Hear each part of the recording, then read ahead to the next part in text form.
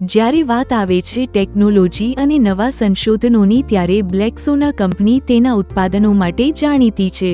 Black સોના અને કાલા સોના કાર્બનિક સ્વરૂપે ઉપલબ્ધ છે, જે પ્રોટીનો લેક્ટોગ્લુકોનેટમાંથી બને છે, જે પાકમાં કેલ્શિયમ, મેગ્નેશિયમ અને સલ્ફરની ઉણપને દૂર કરીને બાયો ઉપલબ્ધતા વધારે છે.